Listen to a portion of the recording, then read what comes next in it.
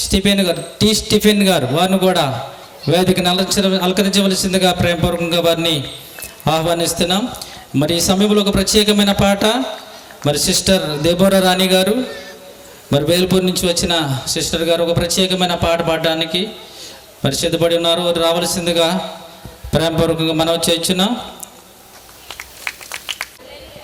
అందరికీ వందనాలు. అలాగే నాకు ఈ యొక్క అవకాశం ఇచ్చినటువంటి దైవజనులకు, ఈ యొక్క వేదిక మీద ఉన్నటువంటి దైవజనులందరికీ నా హృదయపూర్వక వందనాలండి. ఒక పాట పాడుకుని దేవుని నామమును మహిమపరచుకుందాం.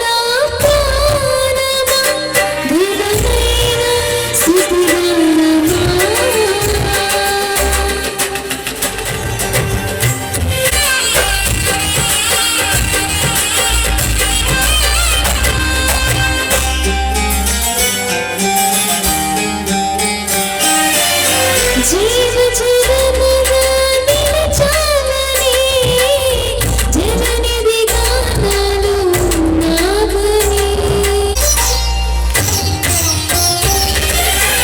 జగలకు దేవునగు మార్చాలని జగతిలో సాక్షిగా ఉంచాలని ఉపాధి కొరకు చేసేందుకు ఇచ్చితివి ఘనమైన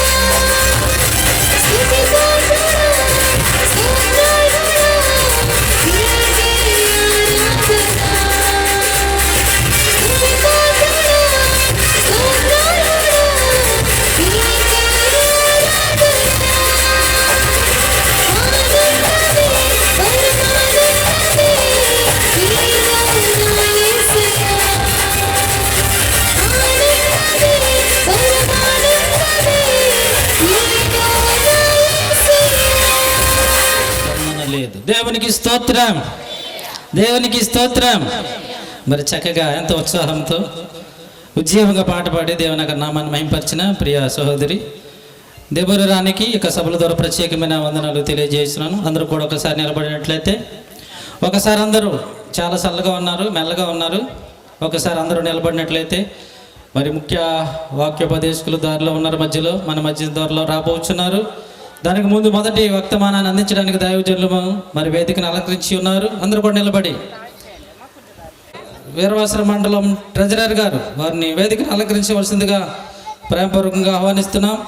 అలాగే పాస్టర్ ఎం రాజేష్ గారు రాయకుదురు మరి వేదికని అలంకరించవలసిందిగా ప్రేమపూర్వకంగా ఆహ్వానిస్తున్నాం.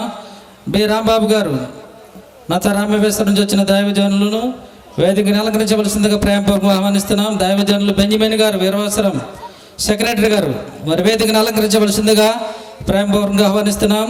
కేఎల్ఆర్ మోషే గారు జాయింట్ ట్రెజరర్ సెక్రటరీ గారు వీరవాసరం మరి వారిని ప్రేమపూర్వకంగా ఆహ్వానిస్తున్నాం. అలాగే దైవజనులు దుండి దానియేల్ గారు మరి వేదికను అలంకరించవలసిందిగా ప్రేమపూర్వకంగా ఆహ్వానిస్తున్నాం. ఈ సమయంలో రాబోతున్న దైవజనుల కొరకు ప్రత్యేకమైన ప్రార్థన స్థానిక కోడూరు మండలం సెక్రటరీ గారు యేసురాజు గారు ప్రార్థనలు నడిపిస్తారు. అందరూ కూడా ప్రార్థనలు ఎగిపిద్దాం, ప్రార్థన చేసుకుందాం. ఉన్నతుడా, నీ ఘనమైన నామమును బట్టి వందనాలు స్తోత్రము చెల్లిస్తూ ఉన్నాము. నీకు ఉచితమైన మహాకృప చెప్పిన 2025 సంవత్సరం జనవరి నెల 21వ తారీఖు దినమున దైవజనులు ఏర్పాటు చేసినటువంటి సువార్త సభ ఒక దినం కొరకే ఎన్నో దినాల నుంచి నీ సందులో ప్రార్థన చేయగా ఈరోజు మాకు ఇచ్చిన విధానం బట్టి నీకు వందనాలు. ఈ రాత్రి నీ సందులో జరుగుతున్నటువంటి సువార్త సభను బట్టి నీకు వందనాలు. చేరి వచ్చిన సేవకులు విశ్వాసులైన వారిని బట్టి నీకు వందనాలు, స్తోత్రాలు. ప్రత్యేక సువార్తను ప్రకటించడానికే వచ్చిన దైవజనులను బట్టి, రాబోతున్న దైవజనులను బట్టి నీకు వందనాలు, నడిపించుతున్న దైవజనులను బట్టి నీకు వందనాలు. పొడూరు మండల సేవకులను బట్టి, వీరవసర సేవకులను బట్టి, వచ్చిన సేవకులను బట్టి, సంఘమును బట్టి నీకు వందనాలు. మీరు క్రమంగా మర్యాదగా ఆశీర్వాదకరంగా రాత్రి సభను ఆశీర్వదించి మహిమ పొందమని కావాల్సిన శాసకులు దయచేయండి. నీ కృపలో మీరు నడిపించమని వేడుకున్నాం, ప్రార్థిస్తున్నాం. సౌండ్ సిస్టాన్ని మీ చేతులకు అప్పగిస్తున్నాం, కరెంట్ మీ చేతులకు అప్పగిస్తున్నాం. దైవజనుల ప్రయాస వ్యర్థం కాకుండా నీ కృపలో కార్యం చేసి మహిమ పొందమని యేసయ్య పరిశుద్ధ నామములో అడిగి మా పరమ తండ్రి, ఆమేన్. మొదటి వర్తమానానికి వెళ్ళే ముందు పరిశుద్ధ లేఖన భాగాలు చదువుకుందాం. దేవుని యొక్క లేఖన భాగాలు చదువుకుందాం. ఏప్రిల్ రాసిన పత్రిక 2వ అధ్యాయము, ఏప్రిల్కు రాసిన పత్రిక 2వ అధ్యాయం 1 నుంచి 4 వచనం వరకు, అలాగే 2వ వచనం నుంచి 15వ వచనం వరకు నా లేఖన భాగాలు చదువుకుందాం. మొదటి అధ్యాయం 1 నుంచి 4 వచనం వరకు. పూర్వకాలమందు నానా సమయముల్లోనూ నానా విధములుగాను ప్రవక్తల ద్వారా మన పితరులతో మాట్లాడిన దేవుడు ఈ దినముల అంతమందు కుమారుని ద్వారా మనతో మాట్లాడెను. ఆయన కుమారుని సమస్తమునకు వారసునిగా నియమించెను. ఆయన ద్వారా ప్రపంచములను నిర్మించెను. ఆయన దేవుని మహిమ యొక్క తేజస్సును, ఆయన తత్వము యొక్క మూర్తిమంతమునై ఉండి తన మహత్తు గల మాట చేత సమస్తమును నిర్వహించుచు పాపముల విషయములో శుద్ధీకరణము తానే చేసి దేవదూతుల కంటే ఎంత శ్రేష్టమైన నామము పొందెనో వారికంటే అంత శ్రేష్ఠుడై ఉన్నత లోకమందు మహామహుడగు దేవుని కుడిపార్శ్వమున కూర్చుండెను.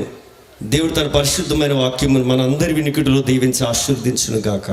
ఆమేన్. సమయించిన సేవకులకు నాకు వందనాలు. మరియు గొప్పవారేమి కొద్దివారేమి మృతులైన వారందరూ ఆ సింహాసనము ఎదుట నిలవబడి ఇండుట చూచితిని. అప్పుడు గ్రంథములు విప్పబడిను, మరియు జీవగ్రంథమును వేరొక గ్రంథమును విప్పబడిను. ఆ గ్రంథముల యందు వ్రాయబడి ఉన్న వాటిని బట్టి తమ క్రియల చొప్పున మృతులు తీర్పు పొందిరి. సముద్రము తనలో ఉన్న మృతులను అప్పగించెను. మరణమును పాతాళ లోకమును వాటి వశమునున్న మృతులను అప్పగించెను.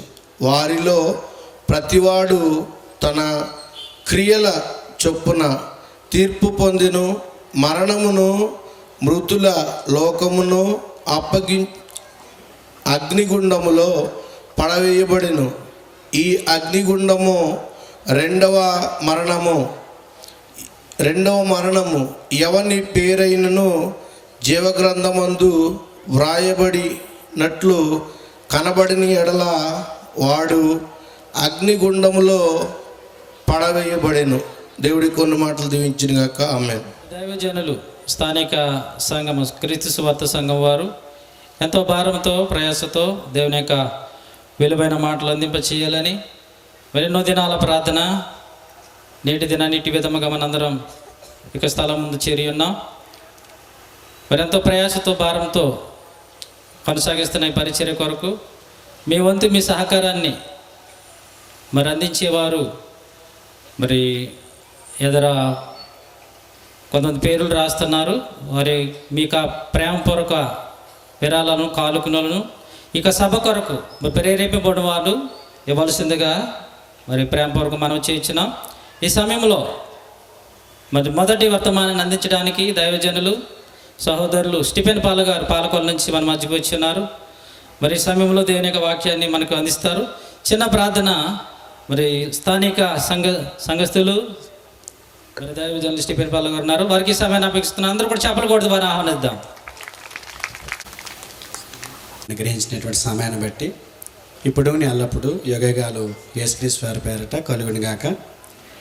అలాగే నాకంటే ముందుగా ఇక్కడ వేదికను అలంకరించినటువంటి అభిషక్తులైనటువంటి ఆత్మపూర్ణులైనటువంటి దైవ సేవకులందరికీ కూడా మన ప్రభును ప్రియరక్షకుడైన యేసుక్రీస్తు వారి నామములో నా ప్రత్యేకమైనటువంటి వందనాలు తెలియజేస్తున్నాను.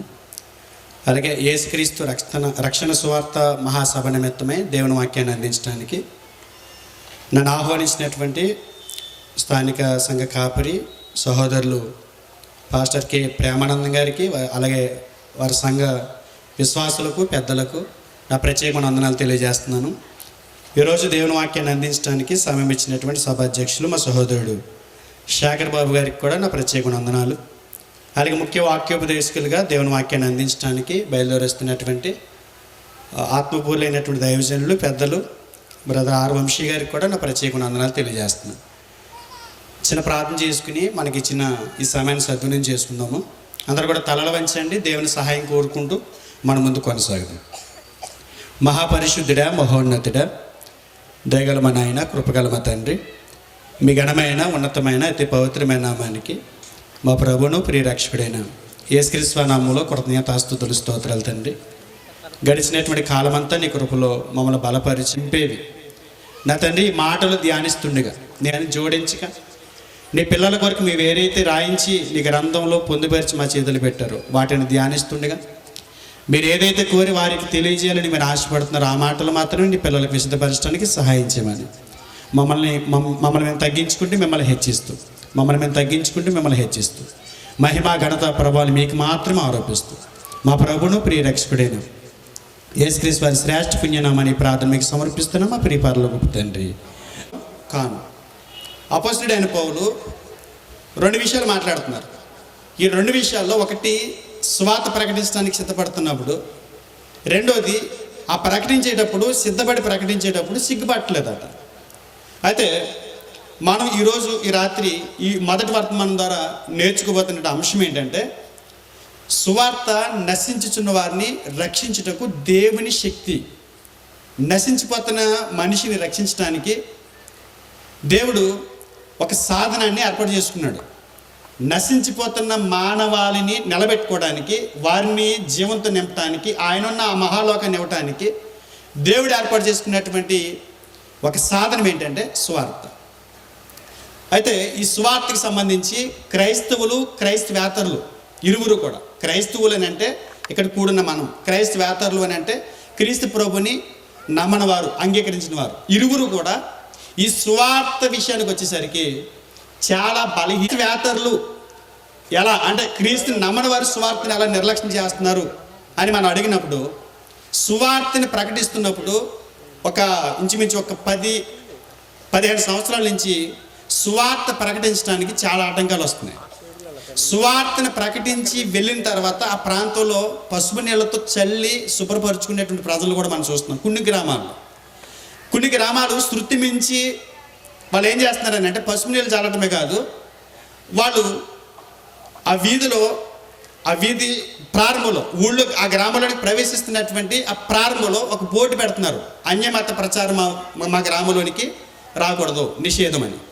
అంటే స్వార్థ అనేది వారు విస్మరిస్తున్నారు.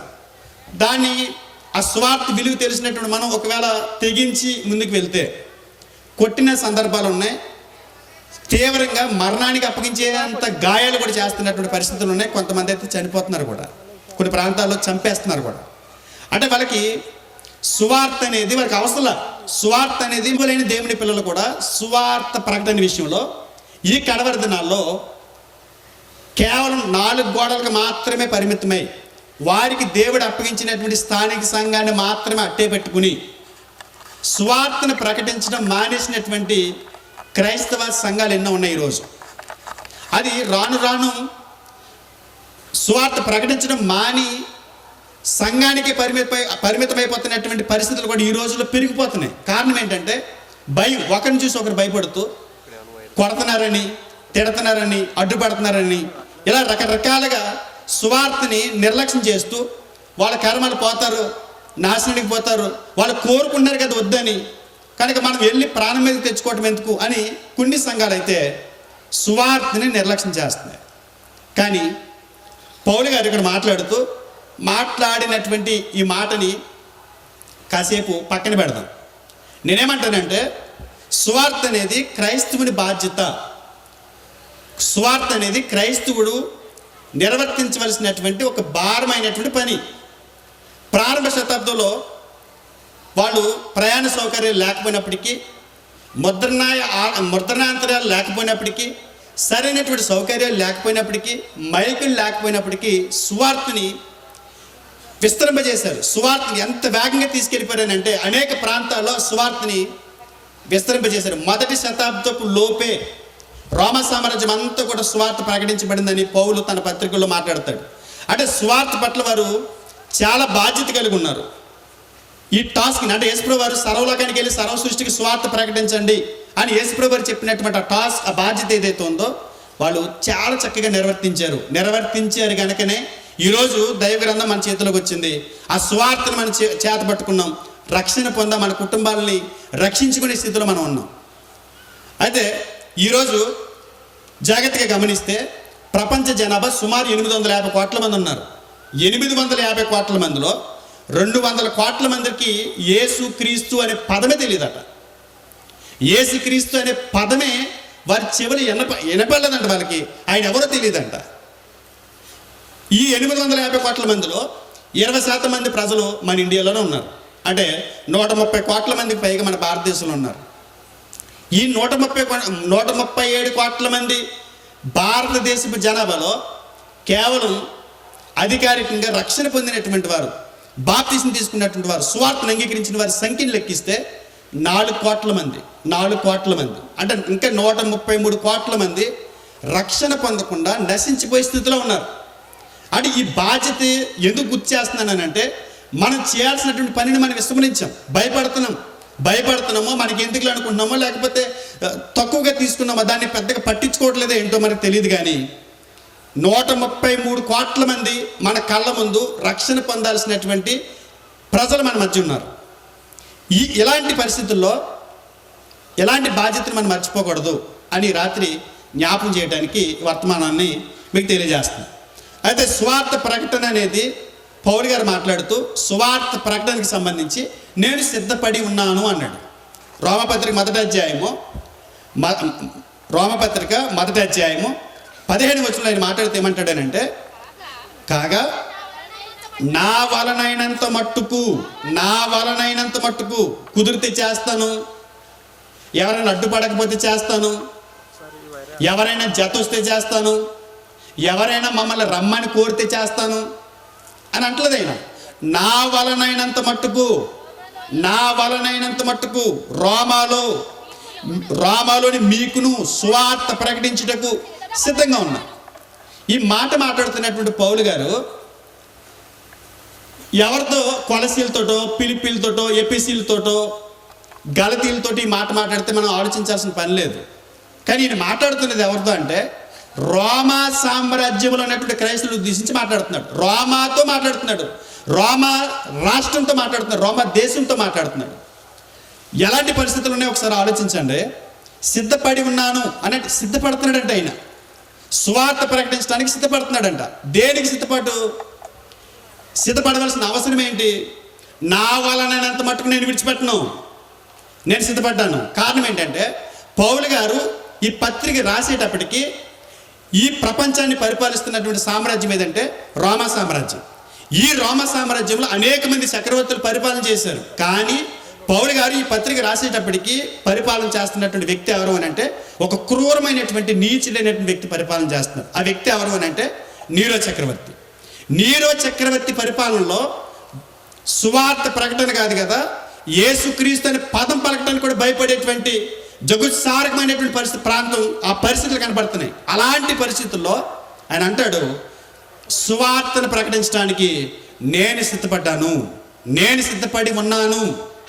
అంటే నీరో చక్రవర్తి క్రైస్తవులు ఎలా చంపేసేవాడనంటే, ఎంత క్రూరుడనంటే, ఎంత మానవత్వం లేనివాడనంటే, ఎవరైనా యేసుక్రీస్తు వారిని నమ్మాము, యేసుక్రీస్తు వారిని అనుసరిస్తున్నాము, సంఘానికి వెళ్తున్నాము, పాట పాడాము, ప్రార్థన చేశాము అని వినపడితే, ఆయన చెవులు పడితే ఆయన ఏం చేసేవాడంటే తెలుసా అండి, వారిని పట్టుకుని గొర్రెల్ని చంపి గొర్రె చర్మాలు వారి ఒంటికి చుట్టి, చూడండి ఏదైనా గేది పాలిచ్చే గేది ఆ దూడ చనిపోయినప్పుడు ఏం చేసేవారంటే పాలు ఇవ్వటం మానేస్తుందని ఆ చనిపోయినటువంటి దూడ చర్మం తీసి లోని గడ్డి కుక్కి సేమ్ దూడ పిల్లలు తయారు చేసి దాన్ని ఎదురుకుండా పెడితే పాలు ఇచ్చేవి.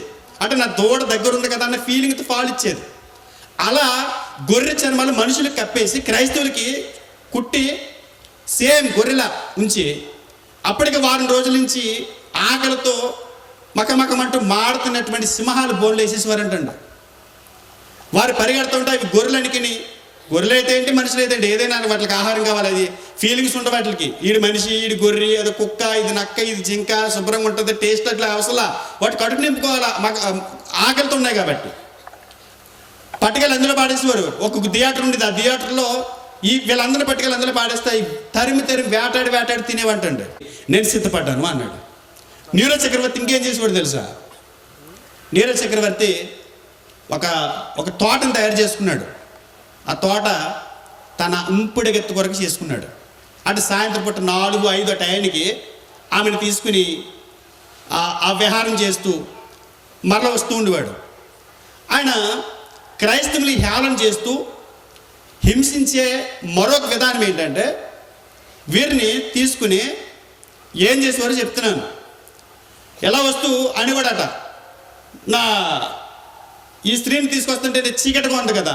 గతంలో నేను ఎప్పుడే విన్నాను, యేసుప్రభువు వారు క్రైస్తవులు లోకం వెలుగు అని అన్నాడు. నేను విన్నాను, అది చాలామంది స్వార్థికులు చెప్తుంటే విన్నాను. క్రైస్తవులు లోకానికి వెలుగట కదా, క్రైస్తవ లోకానికి వెలుగట కదా. నిజమే, సువార్తను ప్రకటించండి, నమ్మి బాప్తిస్మం పొందినవాడు రక్షింపబడును. పౌలు గారు తన ప్రాణాన్ని పెట్టడానికి భయపడని స్థితి, ఆయనతో పాటుగా కొంతమంది స్వార్థికులు, కొంతమంది అపోస్తులు, ప్రారంభ శతాబ్దపు క్రైస్తవులు, వాళ్ళు ఏం చేశారు తెలుసు? స్వార్థ కొరకు వారు అవమానాలు కూడా భరించారండి స్వార్థ కొరకు. ఒకసారి అపోస్తుల కార్యములు 5వ అధ్యాయం, అపోస్తుల కార్యములు 5వ అధ్యాయం 41-42 వచనాలు చూడండి. నా నామము కొరకు అవమానం పొందుటకు పాత్రులమని ఎంచబడినందున వారు సంతోషించుచు మహాసభ నుండి వెళ్ళిపోయి ప్రతిదినము దేవాలయములోను ఇంటింటను మానక బోధించుచు యేసే క్రీస్తుని ప్రకటించుచుండిరి. సువార్త ప్రకటనలో వాళ్ళు సమస్తాన్ని విడిచిపెట్టడమే కాదు, సువార్త ప్రకటనలో వాళ్ళు అవమానాలు భరించడానికి కూడా సిద్ధపడ్డారంట. 5:40 చూడండి, 5:40. వారతని మాటకు సమ్మతించి అపొస్తలులను పిలిపించి కొట్టించి యేసు నామమును బట్టి బోధింపకూడదని ఆజ్ఞాపించి వారిని విడుదల చేసి, వారు అతని మాటకు సమ్మతించి అపొస్తలులను పిలిపించి కొట్టించి, వారు స్వార్థ కొరకు సమస్తాన్ని ఎదుర్కొన్నారు, స్వార్థ కొరకు అవమానాలు ఎదుర్కొన్నారు, స్వార్థ కొరకు దెబ్బలు తిన్నారు, స్వార్థ కొరకు దెబ్బలు తిన్నారు. 8వ అధ్యాయం 3వ వచనం చూడండి, 8వ అధ్యాయము 3వ వచనం. సౌలైతే ఇంటింట చొచ్చి పురుషులను స్త్రీలను ఈడ్చుకుని పోయి చెరసాలలో వేయించి సంగమును పాడు చేయుచుండెను. సువార్త ప్రకటన కొరకు మొదటి శతాబ్దపు క్రైస్తవులు వారి స్థితి ఏంటంటే, వాళ్ళు కొట్టబడ్డారు, వాళ్ళు బెదిరించబడ్డారు, వాళ్ళ అవమానాలు ఎదుర్కొన్నారు, వాళ్ళ సమస్తాన్ని విడిచిపెట్టారు, ఆఖరికి జైళ్ళకు కూడా వెళ్ళటానికి ఇష్టపడ్డారు. ఏంటంటే సువార్త మా జన్మ హక్కు. సువార్త ప్రకటించకపోతే వాళ్ళు ఏమన్నారు తెలుసా? ఇంకా మన ముందుకు వెళ్తే వాళ్ళు సువార్తకి సంబంధించి వాళ్ళు మాట్లాడినటువంటి మాట, సువార్త గురించి వాళ్ళు మాట్లాడిన మాట 4వ అధ్యాయము 20వ వచనం చూడండి. ఆ యొక్క ప్రారంభ శతాబ్దంలో వాళ్ళు పడినటువంటి సువార్త కొరకు వాడు పడినటువంటి తపన. మేము కన్నవాటిని విన్నవాటిని చెప్పక ఉండలేమని వారికి ఉత్తరమిచ్చిరి. మేము కన్నవాటిని విన్నవాటిని చెప్పక ఉండలేమని వారికి ఉత్తరమిచ్చిరి. 19వ వచనం అంటున్నారు వాళ్ళు, పేతురు యోహాను వారిని చూసి, దేవుని మాట వినుట కంటే మీ మాట వినుట దేవుని దృష్టికి న్యాయమా? మీరే చెప్పండి. మేము కన్నవాటిని విన్నవాటిని చెప్పక ఉండలేము. ప్రకటన 2:3 కనబడుతుంది. ఎఫెసీ సంఘం గురించి మాట్లాడుతూ యేసుప్రభు వారు వారికి మంచి సాక్ష్యం ఇస్తూ, నా నామాన్ని ప్రకటించడంలో నువ్వు అలసిపోలేదు అన్నాడు. నువ్వు సహనము కలిగి నా నామము నిమిత్తము భారము భరించి నువ్వు అలయలేదు. సువార్త ప్రకటనలో నువ్వు అలసిపోలేదు. సువార్త ప్రకటన కొరకు నువ్వు సమస్తాన్ని వదిలేసావు. సువార్త ప్రకటన కొరకు నువ్వు కొట్టబడడానికి ఇష్టపడ్డావు. అంటే సువార్త ప్రకటనకి ఇంత ప్రాముఖ్యత ఎందుకు ఇచ్చారు? ఇంత ప్రాముఖ్యత సువార్త నిమిత్తమై ప్రారంభ శతాబ్దపు క్రైస్తవులు ఎందుకు ఇచ్చారు? ఎందుకు ఇంత తెగింపాలకి? అంటే వాళ్ళ ప్రాణాలు సహితం లెక్క చేయకుండా అపొస్తలుడైన పౌలు చెప్పినట్లు సువార్తకు ప్రకటించడానికి నేను సిద్ధపడి ఉన్నాను అని చెప్పడానికి గల కారణం ఏంటంటే, వాళ్ళ గోల్ అంతా ఒకటే. ఇందాక చూసాం కదా, రోమాపత్రిక 1వ అధ్యాయము 16వ వచనం చూద్దాం. ఆయన ఎందుకు ఆ మాట చెప్తున్నాడు అంటే, సువార్తను గురించి నేను సిగ్గుపడివాడను కాను. ఎందుకు మాట అన్నాడంటే ఆశ్చర్యం వేస్తుంది. ఇది అప్పట్లో ఈయన మాట్లాడిన మాట్లాడు కాదు, కానీ ఇప్పుడు మాట్లాడితే బాగా సెట్ అవుతుంది. ఎందుకంటే ఆదివారం చర్చకొత్తానికి సిగ్గు కొంతమందికి అనకూడదు, కానీ బయట చింకిని పట్టుకొస్తారు. బైబిల్ భుజం మీద ఎట్టుకున్నట్టుకొస్తే అది సువార్త అవుతుంది. నువ్వు కూడా దిగిపోయావా అంటారు. ఎందులోకి దిగిపోయావు? ఆడు గుంట్లో ఉండి మనల్ని అంటాడు, నువ్వు కూడా దిగిపోయావా? నువ్వు ఉన్నది గుంట్లో, నేను గట్టు మీద ఉన్నాను, నేను ఎక్కేసాను గట్టు, నువ్వు ఎక్కాలి గట్టు అని నా ప్రయాస అని చెప్పడానికి నువ్వు దిగిపోయావా అని అంటారని ఆల్రెడీ గుంట్లో ఉన్నవాడికి భయపడి. నేను అడుగుతాను, సువార్త ప్రకటించడానికి మనకి సిగ్గు ఏంటండి? తాగుబోతుడికి లేని సిగ్గు, వ్యభిచారం చేయటానికి లేని సిగ్గు, సినిమాలు చూడటానికి తన ఆస్తినంతా అమ్మేసుకోవడానికి లేని వాడికి వాడికి లేని సిగ్గు మనకేంటండి సిగ్గు? సువార్త ప్రకటించడానికి. మరి అన్న చెడు పని చేస్తున్నామా? పనికిరాని పని చేస్తున్నామా? ఉపయోగం లేని పని చేస్తున్నామా? నష్టాన్ని కలిగించే పని చేస్తున్నామా? దేనికి సిగ్గుపడాలి? నేను సిద్ధపడ్డాను సువార్త ప్రకటించడానికి. నేను సిగ్గుపడేవాడిని కాను. ఎందుకంటే ఒకవేళ సువార్త ప్రకటించడానికి నేను సిగ్గుపడాలి అని అనుకుంటే, నేను సువార్త ప్రకటిస్తే దేవుడు సిగ్గుపడాలి. ఈ పనికి మళ్ళీ నా సువార్త చెబుతున్నాడు ఏంటని. ఎందుకంటే ఆయన అంత గొప్ప దేవుడు, ఆయన అంత ఉన్నతమైన దేవుడు, ఆయన అంత రిచ్ గాడ్. ఎవరు నువ్వు నా సువార్త ప్రకటిస్తున్నావు అని ఆయన అంటేమని మనం సిగ్గుపడాలి. కారణం ఆయన సువార్త ప్రకటించడానికి, యేసుక్రీస్తు నా దేవుడు అని చెప్పుకోవడానికి మనకి సిగ్గు ఏంటండి? ఆయన ఎప్పుడు కూడా ఒకటే పరిచయం చేసుకుంటాడు, నేను అబ్రహాము దేవుణ్ణి, ఇస్సాకు దేవుణ్ణి, యాకోబు దేవుణ్ణి అని. అసలు నువ్వు నేనైతే వాళ్ళ ముగ్గురు పేర్లు తలుసుకోం. ఎందుకంటే అబ్రహాం గారు తన భార్య విషయంలో అబద్ధం ఆడేశాడు, ఇస్సాకు గారు అబద్ధం ఆడేశాడు, యాకోబు గారు మోసగాడు. అలాంటి ముగ్గురు మనం పరిచయం చేసుకుంటామా? ఏమంటాం? నేను హానోకు ఫ్రెండ్ని, దానియేలు గారు నాతో మా అన్నయ్య, నేను ఆయనతో కలిసి తిరిగాను అని చెప్పుకుంటాం. ఎందుకంటే వాళ్ళు మంచి సాక్ష్యాలు కలిగి ఉన్నారు కాబట్టి. కానీ దేవుడు వాళ్ళ దేవుడిని అని చెప్పుకోవడానికి ఆయన సిగ్గుపడాలా. అలాంటి దేవుడిని ప్రకటించడానికి మనం ఎందుకు సిగ్గుపడాలి? సిగ్గుపడితే ఆయన పడాలి. ఎందుకంటే వీడు నిన్నటిదాకా బ్యాండ్ కొట్లు తిరిగాడు, ఇవాళ మారు మనసు పొందని అంటున్నాడు. నిన్నటిదాకా సినిమా థియేటర్లను తిరిగాడు, మారు మనసు పొందని అంటున్నాడు. వీడు స్వార్థ పట్టుకుని వెళ్తే ఎవడైనా మారు మనసు పొందుతాడా? వీడు బతుకు చూసి ఎవడైనా నా వద్దకు వస్తాడా అని ఆయన సిగ్గుపడాలి, ఆయన భయపడాలి. కానీ నేనేమంటానంటే సువార్త ప్రకటించడానికి సిగ్గుపడకూడదు, సువార్త ప్రకటించడానికి సిద్ధపడాలి. పౌలు గారి మాట ఆశ్చర్యాన్ని కలిగిస్తుందండి. వాడు సమస్తాన్ని వదిలేసుకుని బెదిరించిన, కొట్టిన, గిట్టిన, చంపిన, ఏం చేసినా సువార్త సువార్త సువార్త సువార్త. ఎందుకు ఆ ప్రయాసం, ఎందుకు ఆ తపన వాళ్ళకి, ఎందుకు ఆ తాపత్రయం వాళ్ళకి అని అంటే పౌలు గారు చెప్పాడు 16 వచనం, సువార్తను గురించి నేను సిగ్గుపడివాడను కాను. ఎందుకంటే ఏలయనగా, అసలు విషయం చెప్తున్నాడు. ఎందుకు సిగ్గుపడ్డో, ఎందుకు సిద్ధపడున్నాడో అసలు విషయానికి వస్తున్నాడు ఆయన. ఏలయనగా నమ్ము ప్రతివానికి, ఏమండి, నమ్ము ప్రతివానికి. ఇది కేవలం భూమి మీద ఆసియా ఖండంలో కేవలం ఇజ్రాయెల్ ప్రజలకు మాత్రమే అనుకుంటున్నారేమో, లేకపోతే ఇది పలానా ప్రాంతం వారికి మాత్రం అనుకుంటున్నారేమో, లేకపోతే పలానా వర్గం వారికి మాత్రం అనుకుంటున్నారేమో.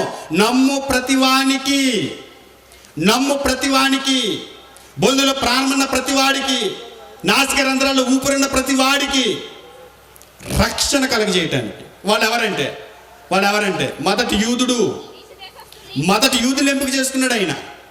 ఆ రక్షణ ఇవ్వడానికి మొదటి యూదులు ఎంపిక చేసుకున్నాడు.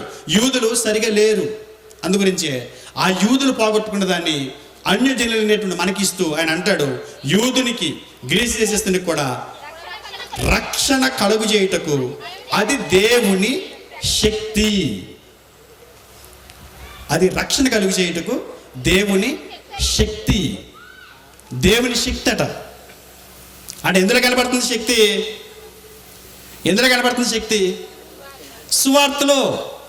ఇంత అన్న తర్వాత కూడా మీరు అలా చూస్తున్నారనుకోండి, నాకు శక్తి పోద్ది.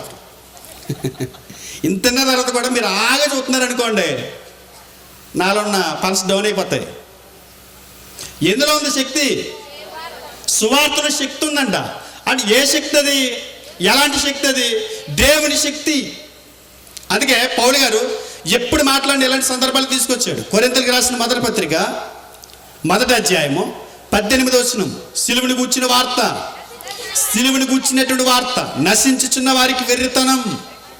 సిలువను గూర్చిన వార్త, సిలువను గూర్చిన వార్త, సిలువ సువార్త, సిలువ నిత్యము కోటాను కోట్ల దేవదూతలతో స్తుతించబడుతూ పరిశుద్ధుడు పరిశుద్ధుడు పరిశుద్ధుడు అంటూ నిత్యము కోటాను కోట్ల దేవదూతలతో స్తుతించబడిన స్థితి కలిగినటువంటి యేసుక్రీస్తు వారు ఆ మహాలోకాన్ని విడిచిపెట్టి నీ కొరకు, నా కొరకు, మనందరి కొరకు నీచిలైనటువంటి మానవుల మధ్యకి భూమి మీదకి వచ్చి, ఈ లోకానికి వచ్చి, తృణమాత్రులైనటువంటి మన మధ్యకి వచ్చి బ్రతికి జీవించి ఎలా బ్రతకాలో నేర్పించి కలువరి శిలువలో తన ప్రాణాన్ని పెట్టి పవిత్రమైన రక్తాన్ని చిందించి తిరిగి వెళ్ళిపోతూ అప్పగించినటువంటి సువార్త. ఈ సువార్త ఒక మహాత్ముడు మానవాళ్ళని ప్రేమించి త్యాగం చేసినటువంటి ఆ ప్రాణ త్యాగానికి సంబంధించినటువంటి వార్త. నశించుచున్న వారికి వెర్రితనమంట, నశించుచున్న వారికి వెర్రితనమంట. ఒక 3 గంటల సినిమాలో ఒక యాక్టర్ కోసం ఏడు చేస్తారండి వాళ్ళు. నిజ జీవితంలో నీ కొరకు ప్రాణం పెట్టినట్టు కోసమే ఆడవు నువ్వు.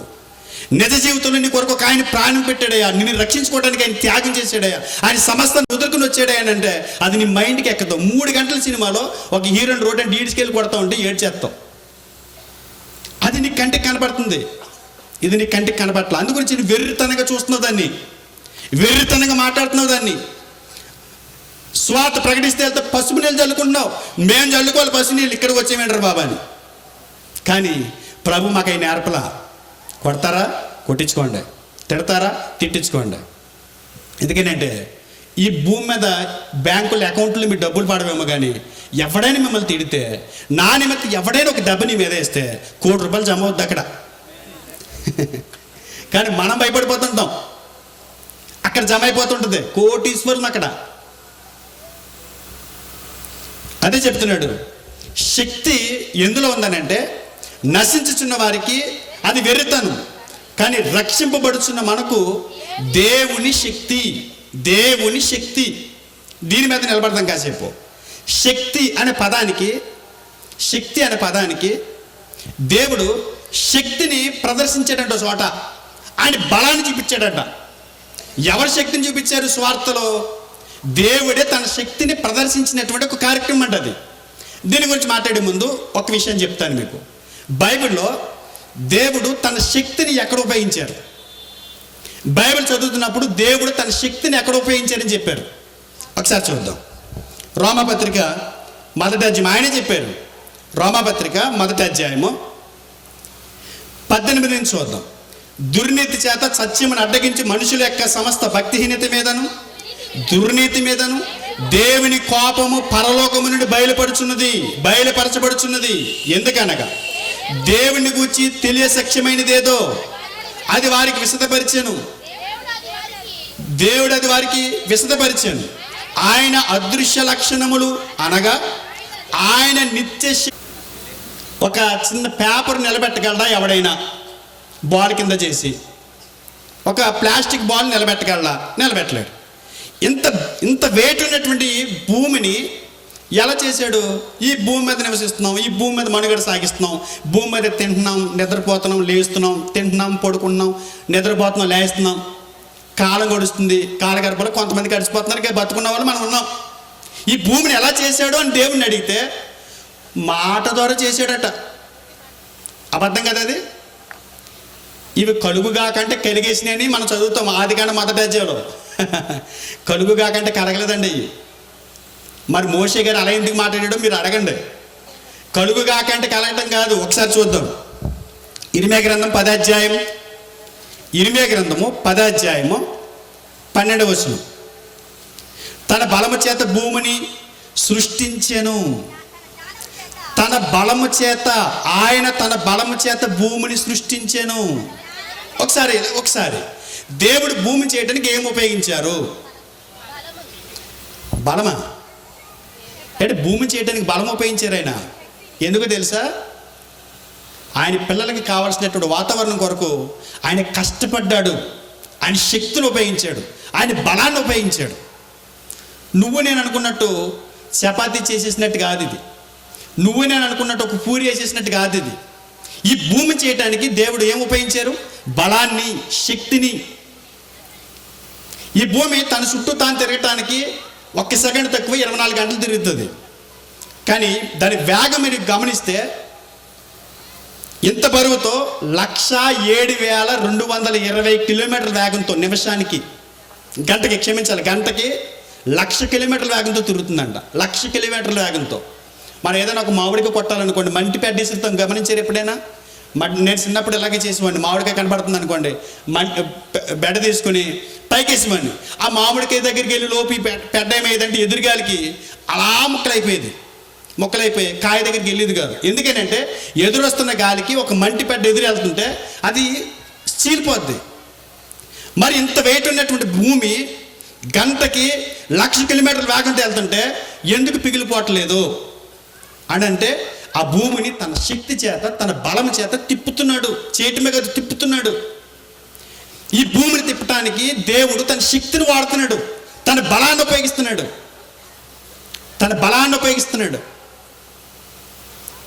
దేవుడు తన శక్తిని ఎక్కడ చూపించాడని అడుగుతుంటే ఈ సృష్టిని చేయటంలో దేవుడు తన శక్తిని ఉపయోగించాడని బైబిల్ చెప్తుంది. ఇదే బైబిల్ అంటది ఇంకెక్కడ శక్తిని ఆయన చూపించాడని అంటే ఎఫెసీయులకు రాసిన పత్రిక మొదటి అధ్యాయము 20-21. ఆయన ఆ బలాతిశయము చేత క్రీస్తును మృతులలో నుండి లేపి, ఆయన తన బలాన్ని ఉపయోగించి క్రీస్తును మృతులలో నుండి లేపి, దేవుడు తన శక్తిని ఎక్కడ ఉపయోగించారంటే రెండోదిగా యేసుక్రీస్తు వారిని మృతుల్లో నుంచి లేపినప్పుడు, క్రీస్తుని మృతుల్లోంచి లేపినప్పుడు తన బలాన్ని వాడాడట. సృష్టిని కలగజేసినప్పుడు, సృష్టిని నడుపుతున్నప్పుడు ఏ బలాన్ని అయితే ఉపయోగించాడో అదే బలాన్ని ఎక్కడ ఉపయోగిస్తున్నాడు? క్రీస్తుని మృతుల్లోంచి లేపినప్పుడు అదే బలాన్ని ఉపయోగిస్తున్నారట. అంటే మృతుల్లోంచి ఒక ఆయన లేపడానికి వాడినటువంటి బలం, సృష్టిని చేయడానికి వాడిన ఆ శక్తి ఎక్కడ వాడుతున్నాడు?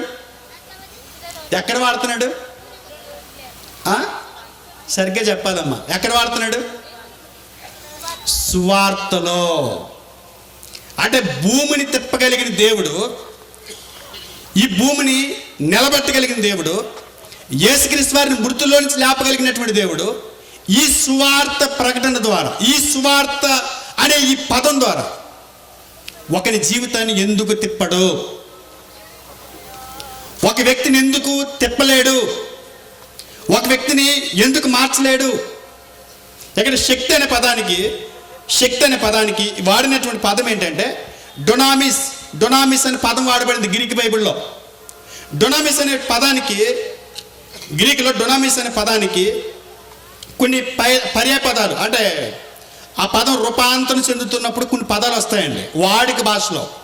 డొనామిస్ అనే పదానికి వచ్చిన పదాలు ఏంటంటే డైనమో, డైనమిక్, డైనమైట్ అని 3 పదాలు వచ్చినాయంట. డొనామిస్ అనే పదం శక్తికి వాడినటువంటి పదం గ్రీకులో. ఆ డొనామిస్ అనేటువంటి పదానికి డైనమిక్ అనే పదం వాడబడిందంట. డైనమిక్ అనే పదం గ్రీకులోంచి తీసుకొచ్చిన పదం. డైనమిక్ అంటే అర్థం ఏంటంటే శక్తివంతమైనటువంటి పనులు చేస్తున్నప్పుడు వాడే పదం. కానీ మన సేవకులకు తెలుసు, మనం చాలా సందర్భాలు చూస్తాం, పనికి మళ్ళీ మనుషులకు వాడతాం. అది యంగ్ అండ్ డైనమిక్ లీడర్.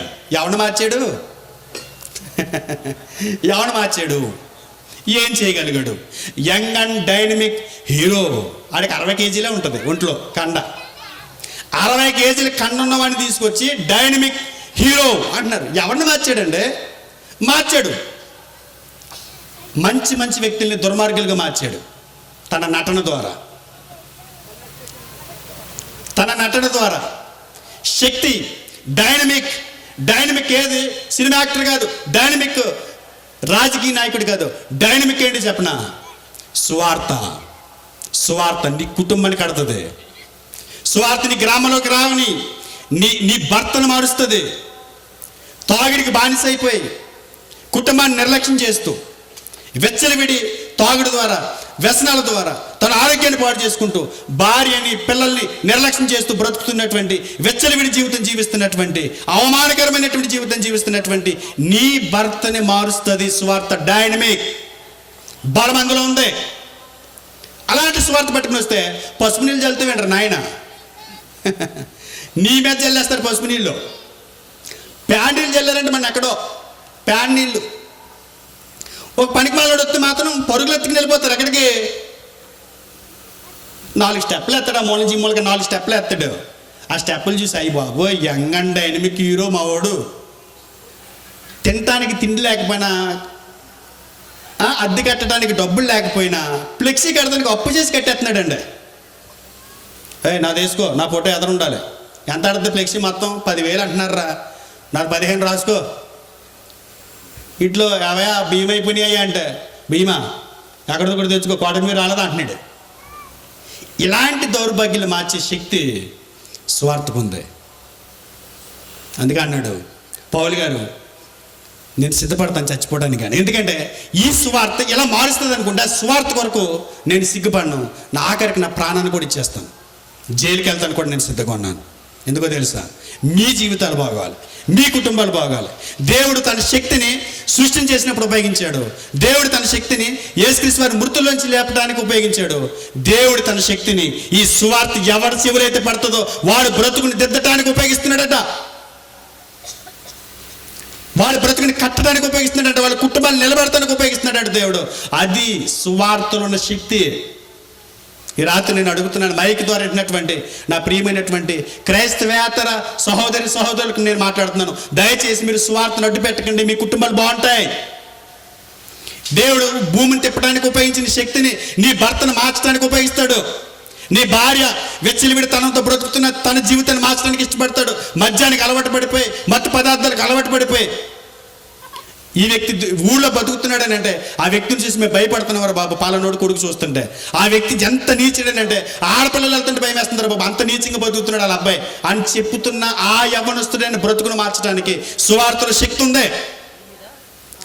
ఉంది. దాన్ని వినియోగించుకుంటావా? దేవుడి రాత్రి మనతో మాట్లాడుతున్నాడు. ఖచ్చితంగా సువార్త మన బ్రతుకుల్ని దిద్దుతుంది. ఖచ్చితంగా సువార్త మనకి శక్తి. దేవుడు ఆ సువార్త ఎవరైతే హృదయపూర్వకంగా స్వీకరిస్తారో, ఎవరైతే సువార్తని తమ గడపని తొక్కనిస్తారో వారి కుటుంబాలు బాగుంటాయి. ఎందుకంటే సువార్త విన్నవారి కుటుంబాల్లో, సువార్త విన్నవారి వ్యక్తుల జీవితాల్లో దేవుడు తన శక్తిని చూపించడానికి ఇష్టపడుతున్నాడు. అలాంటి సువార్తని మనం విస్మరించాం. ఎవడంటాడులేండి, ఎవడు మారిపోతాడులేండి, ఎన్నిసార్లు చెప్పానండి, నీ చెప్పమన్నాడు అంతే, నువ్వు చెప్పు. మారతాడా మారకపోతాడా తర్వాత. ఎప్పుడు మార్చుకోలేనికి తెలుసు, ఎలా మార్చుకోలేనికి తెలుసు, ఏం పెట్టి తిప్పుకోలేనికి తెలుసు. ఎందుకంటే ఆ సువార్త అనేటువంటి ఆ నినాదం, సువార్త అనేటువంటి ఆ బాక మనం ఓదకపోతే ఎలా మారుతారు? అసలు దేవుడు తన శక్తిని ఉపయోగించుకునేటువంటి ఒక ఉన్నతమైనటువంటి ఆ సువార్త అనేటువంటి ఆ భాగ్యాన్ని మనం చేయకపోతే దేవుడు ఇంకెలా రక్షించుకుంటాడు మనుషుల్ని?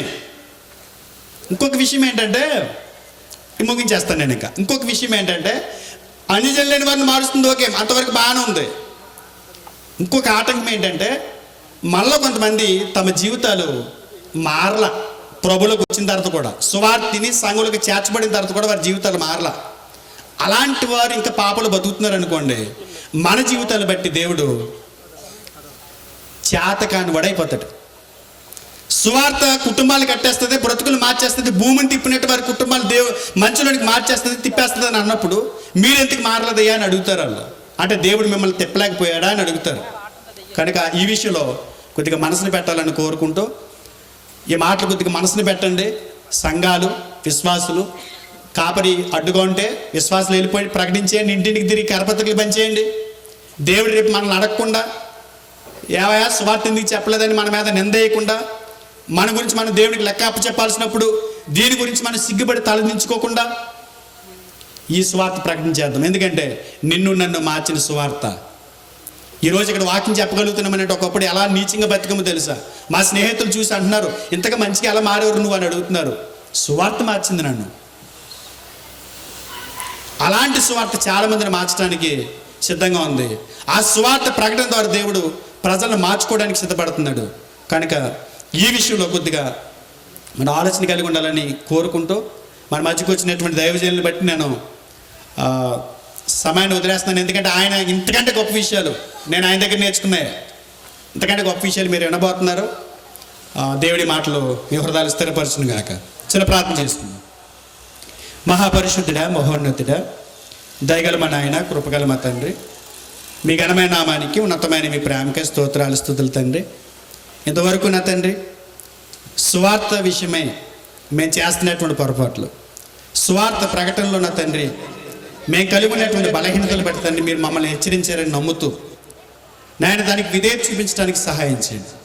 మీరు అప్పగించిన స్థానిక సంఘాల ద్వారా తండ్రి సువార్త ప్రకటన ద్వారా అనేకులను మీ వద్దకు నడిపించడానికి అది నీ శక్తి అయి ఉన్నది కనుక దాన్ని విస్మరించకుండా ప్రతి సంఘము, ప్రతి సభ్యుడు దాన్ని ఆలోచించి చేయగలిగే కృప మీరు అనుగ్రహిస్తారని, మీరు మాత్రమే మహిమ పొందుకుంటారని, ఎప్పుడు నాయన నీ దాసులు నిలబడి ముఖ్య వాక్యోపదేశం చేస్తుండగా ఉన్నతమైన నీ మాటలు సంఘానికి కావాల్సినటువంటి సంగతులు మీరు అనుగ్రహిస్తారని కోరుతూ, నీ ఆత్మ సహాయం ఇచ్చినందుకు మరొకసారి క్రీస్తు వారి పేరట కృతజ్ఞతలు తెలియజేసుకుంటూ, మా ప్రభును ప్రియ రక్షకుడైన యేసు వారి పరిశుద్ధ నామమున ప్రార్థనకి సమర్పిస్తున్నాం మా ప్రియ పరలోకపు తండ్రి, ఆమేన్. అందరికీ వందనాలు. Praise God. మరి చూశారు కదండి దైవజనులు మరి ఆర్ వంశీ గారు దేవుని యొక్క వాక్యాన్ని ఎంతో చక్కని రీతిగా, చిన్నపిల్లవాడు అరటిపండు ఒడ్చుకోలేనివాడు ఒడిచిపెట్టి జ్యూస్ చేసి మరి తినిపించేటట్లుగా ఎంత చక్కగా వివరించి ఈ యొక్క సభలో అమూల్యమైన వాటిని అందించిన దైవజనులు, ఆత్మీయ సహోదరులు ఆర్ వంశీ గారికి మన అందరి తరపున సభ ద్వారా ప్రత్యేకమైన వందనాలు తెలియజేస్తున్నాను. వందనాలు సార్. ఈ సమయంలో స్థానిక దైవజనులు ప్రేమానందన్ గారు వచ్చి వందన సమర్పణ చేసిన తర్వాత మరి దైవజనులు అందరికీ కూడా ప్రేమ విందు అరేంజ్ చేశారు. ఇక తీసుకుని మీ వెళ్ళాలని కోరుచున్నాం. మరి ఇటు అవకాశం నిజముగా మనకి దేవుడే అనుగ్రహించాడు. అయితే మరి ఆహ్వానించిన దైవజనులందరికీ కూడా మా ఆహ్వానాన్ని మన్నించి ఇంకా ఆయా గ్రామాల నుండి, ఆయా స్థలాల నుండి కూడా వచ్చి మరి మమ్మల్ని ఎంతగానో ప్రోత్సహించి ఈ సభను ఇంత జయకరంగా జరిగించిన వారందరికీ కూడా, అలాగే నేను ప్రత్యేకంగా దైవజనులకు, విశ్వాసులకు, సహకరించిన గ్రామస్తులకు కూడా ప్రత్యేకమైన వందనాలు చెల్లిస్తున్నాను. మరి ముఖ్యంగా మరి దినమున ఎంతో అద్భుతమైన వాక్య సందేశాన్ని అందించిన అన్నయ్య గారు, వంశీ అన్నయ్య గారికి ప్రత్యేకమైన వందనాలు చెల్లిస్తున్నాను. అలాగే స్టీఫెన్ పాల్ గారికి కూడా ప్రత్యేకమైన వందనాలు చెల్లిస్తున్నాను. దేవజనులందరికీ కూడా ప్రత్యేకమైన వందనాలు. మరి పిల్లి రాజు గారు చక్కని పాటలు పాడి వినిపించి ఇంత చక్కగా ప్రోత్సహించిన మరి దేవజనులందరికీ కూడా ప్రత్యేకమైన వందనాలు. మరి ఇక ఈ సభ జరగటానికి కారణం మరి మొదటి ఆలోచన, నేనైతే ఎప్పటి నుంచో సభ పెట్టాలని నాకు ఆశ ఉంది, కానీ అది నా వల్ల కాలేదు. అంటే ఒంటరి వాడిని కనుక. అయితే నా స్నేహితుడు దుబాయ్లో మాకు పరిచయాన్ని బట్టి మరి ఆయన చక్కని ఆలోచన ఇచ్చినప్పుడు సరే ఈ విధంగా చేద్దామన్నాయంటే చేద్దాం అనుకున్నామండి. మరి ఇక వారి సహకారంతో ఇక సభ నిర్వహించడం జరిగిందండి. మరి ప్రత్యేకంగా సహకరించిన తమ్ముడు సన్నిధి కుమార్కి ప్రత్యేకమైన వందనాలు. అలాగే మమ్మల్ని ఎంతగానో వినటువంటి ప్రోత్సహిస్తున్న బ్రదర్ శేఖర్ చక్కగా వచ్చి వాక్యం విన్నందుకు మీకు అందరికీ కూడా ప్రభునామంలో వందనాలు చెల్లించుకుంటూ, అలాగనే మాకు అన్నింటిలో సహకరించిన ప్రతి ఒక్కరికి ఇక సమయంలో చెప్పాలండి కనుక అందరికీ కూడా వందనాలు చెల్లించుకుంటూ దయచేసి నా మాటలు ముగిస్తున్నాను. ఇందులో పాల్గొని వెళ్దాలి. ఏమన్నా సభ మన చర్చ ప్రాంగణంలో అందరికీ కూడా భోజనాలు ఏర్పాటు చేయడం జరిగింది. ప్రతి ఒక్కరికి కూడా మీరు భోజనాలు చేసి వెళ్ళవలసిందిగా ప్రభు పేరిట మనవి చేస్తున్నాను. ఆమె మరి యొక్క ప్రేమ మీదలో పాల్గొని వెళ్ళవలసిందిగా మరి దూర ప్రాంతాల నుంచి వచ్చిన దైవజనులకి అనేక సంఘ బిడ్డలైన వారందరూ కూడా మా ప్రత్యేక వందన తెలియజేసిన సమయంలో ముగింపు ప్రార్థన మా ఆత్మీయ సహోదరులు సన్నిధి గారు చేస్తారు. ఆశీర్వాదం మమ్మల్ని అనుగ్రహిస్తారు. ప్రార్థన చేసుకుందాం. మమ్మల్ని మిక్కిలిగా ప్రేమించిన మా ప్రియ పరలోకపు తండ్రి, మీ ఉన్నతమైన శ్రేష్టమైన దానికంటే ఊహించిన దానికంటే ప్రభా నాది అద్భుతమైన విధంగా నా తండ్రి ప్రభా యొక్క సభని జరిగించటానికి నైనా మీరు ఇచ్చినటువంటి గొప్ప ధన్యతను బట్టి మీకు స్తోత్రాలు ప్రభా, మీకు వందనాలు. అటువంటి మహాసభలో నా తండ్రి అనేకమైన ప్రాంతాల నుంచి ప్రభా నీ పిల్లలు వచ్చినారు. వారందరితో ప్రభా నీ దేవతల ద్వారా మీరు మాట్లాడిన విధమును బట్టి మీకు స్తోత్రాలు చెల్లిస్తున్నాం ప్రభా. అవును ప్రభా, ఎంత గొప్ప దేవుడు తండ్రి, ఎంత గొప్ప ప్రేమనైనా నీది నాయనా. ప్రేమ ఉంది కాబట్టి ప్రభా ఇదిగోనట్టండి, ఇదిగో ప్రభా ఈ చలికాలంలో ప్రభు నా తండ్రి దోవల మధ్యన ప్రభా నీ మాటలు వినాలని ప్రభా నీ పిల్లలు ఎంత ఆతృతగా ఎదురు చూస్తున్నాను నా తండ్రి. మీ మాటలు వినిపించేసి ప్రభు శరీరం సహకరించకపోయినా నా తండ్రి నీ శక్తి కలిగిన మాటలు విని ప్రభు వారి హృదయాలను ధైర్యపరచుకుని ప్రభు వారి ఆత్మీయ జీవితాలను బలపరుచుకున్న ప్రభు నీ సన్నిధిలో నిలబడి ఎంతవరకు ప్రభు నీ దాసుల ముఖాంతరం నీ పిల్లలతో మాట్లాడని విధానం బట్టి మీకు స్తోత్రాలు తెలుసు. ఇంకను ప్రభు అనేకమైనప్పుడు జనాంగాల మధ్య ప్రభు నీ దాసులను వాడుకోండి. బలమైన వర్తమానములు ప్రభు నీ పిల్లలు వినిపింపచేయండి దేవా, మీకు స్తోత్రాలు ప్రభా, మీకు వందలు. ఆయా ప్రాంతాల ప్రతి ఒక్క బిడ్డను కూడా మీరు దీవించండి, ఆశ్రయించిన పని మీకు స్తోత్రం. ఇంక ఇటువంటి కార్యక్రమం అనేక మీరు చేయడానికి మీ సహాయం తెచ్చండి దేవా, మీకు వందనాలు. కూడి వచ్చిన అందరినీ మరొకసారి జ్ఞాపం చేసుకోండి. ప్రారంభం నుంచి ఆఖరి వరకు కూడా క్రమంగాను మర్యాదగాను నాయన నీ ఉన్నతమైన నామానికి మహిమకరంగాను కూడి వచ్చిన మా అందరికీ ఆశీర్వాదంగా జరిగించిన విధానానికే మీరు ఒకసారి మీ స్తోత్రములు చెల్లిస్తున్నాం నాయన, మీకు వందనాలు. మరొకసారి అతను ముగించిన మేము బాల్యవలచుండగా నీ కృప, నీ కాపుదల, మీ భద్రత, మీ క్షేమాన్ని ఇచ్చినది తిరిగి మరొక వదినాథని మరొక వారం ప్రభు నీ సన్నిధిలో కలుసుకునే కృప మాకును మాకు అందరికీ అనుగ్రహించమని మీ పాదాల చెంత కృతజ్ఞత ఆస్తుతులు చెల్లించుకుంటూ సమస్త మహిమ ఘనత ప్రభావాలు మీరు మాత్రమే పొందుకోమని అతి త్వరలో రానైనటువంటి మీ ప్రియకుమారుడు మా ప్రభువుని యేసుక్రీస్తుల వారి శ్రేష్టమైన ఉన్నతమైన ప్రశస్తమైన నామములో ప్రార్థించి అడిగి వేడుకొనుచున్నాము పరమ తండ్రి, ఆమేన్. తండ్రి యొక్కయు కుమారుని యొక్కయు పరిశుద్ధాత్మ యొక్కయు ప్రేమ కృపా సహవాసములు కూడిన మనందరితోనూ సర్వలోక పరిశుద్ధులందరితోనూ సదాకాలము తోడయుండి అత్యున్నతంగా నడిపించునుగాక. ఆమెన్.